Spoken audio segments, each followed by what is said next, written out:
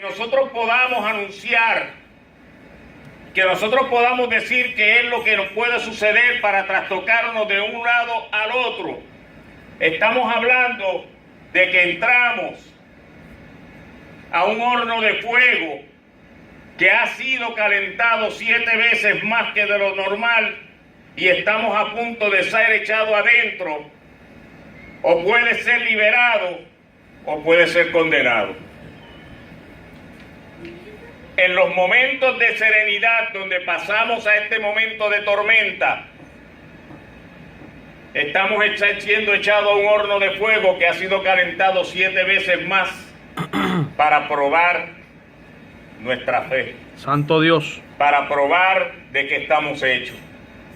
Y dentro de ese horno de la prueba, tenemos que tomar la decisión de si seguimos hacia adelante o zozobramos. Y eso le ocurrió a aquellos 3 jóvenes que aparecen en el libro de Daniel, cuando el rey vino donde ellos con aquel anuncio. Y escuche cómo fue lo que sucedió.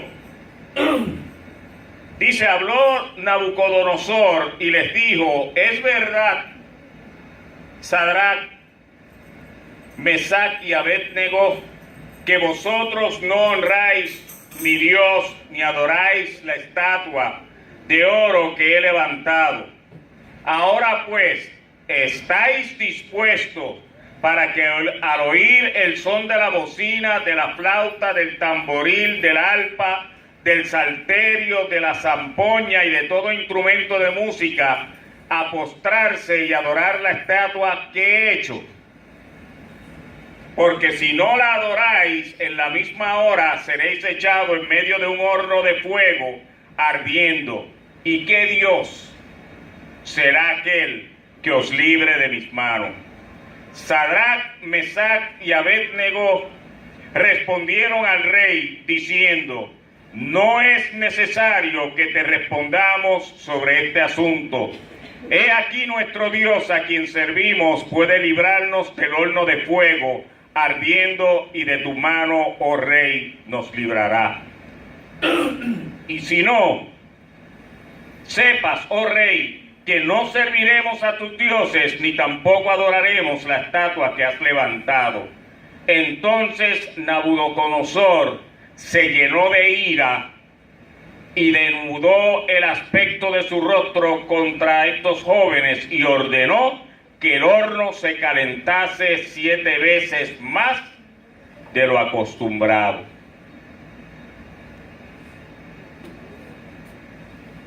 Nuestra vida puede estar basada en esa primera foto de postal, como yo le digo, donde tenemos toda una vida de tranquilidad, donde todo está pasando sin que haya ninguna cosa que nos turbe, no hay ninguna turbación, todo está a las mil maravillas, todo nos está saliendo a la perfección, todo nos está saliendo de acuerdo a lo planeado, hasta que llega ese segundo en que somos trastocados y nuestro velero, nuestro barco entra en medio de una tempestad que amenaza con hacernos zozobrar, que nos amenaza con que podemos perder la vida.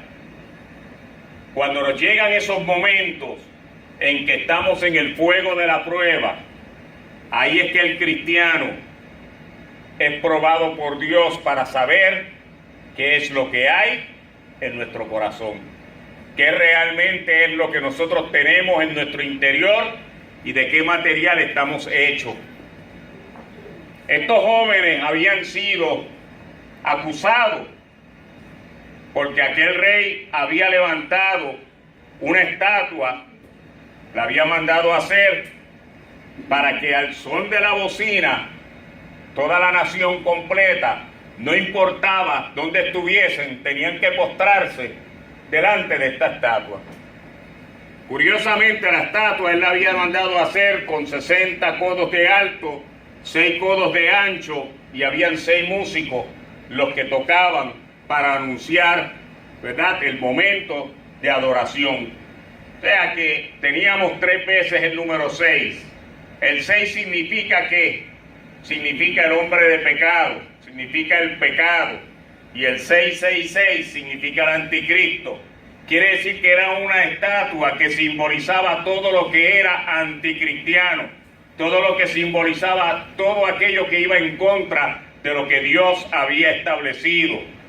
Y nosotros en nuestra vida como cristianos en el día de hoy tenemos que tener cuidado, porque estos anuncios se están dando y se le está pidiendo al pueblo cristiano que adore y que rinda pleitesía a lo que no es de Dios.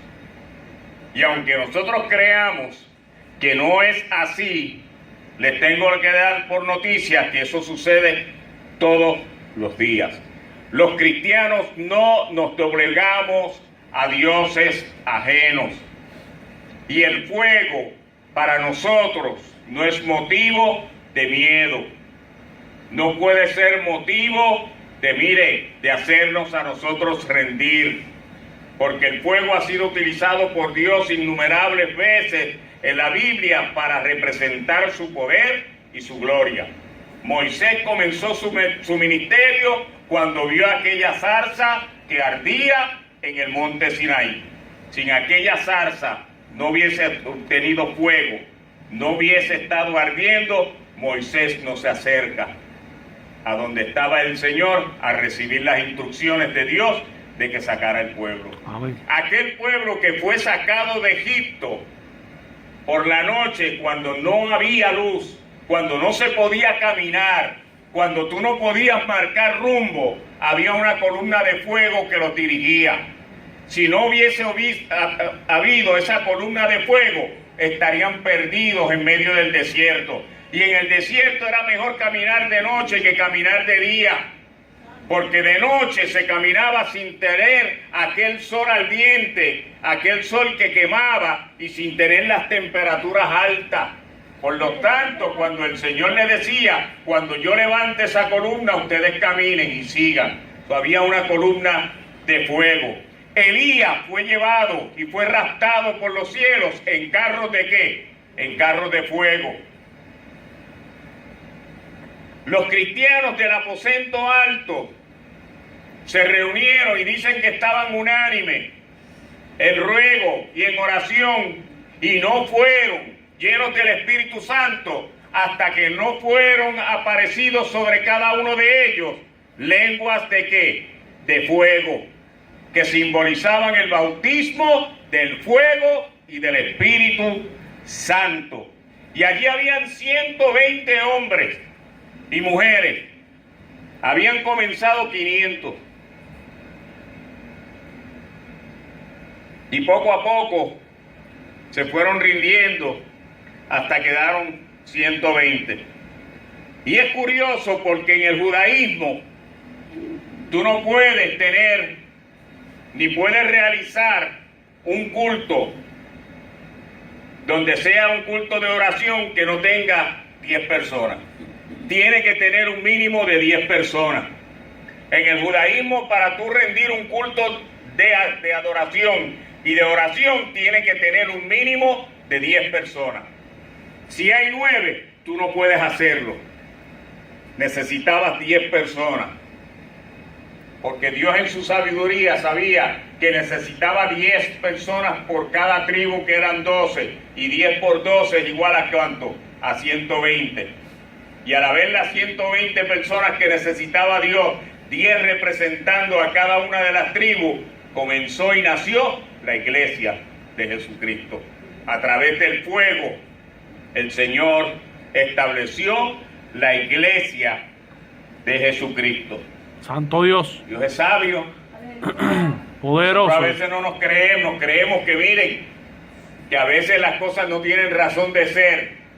Pregúntense, se lo sigo diciendo, cada vez que lean la Biblia, pregunten, ¿y por qué 120? ¿Y por qué esto? Hay una historia detrás de eso.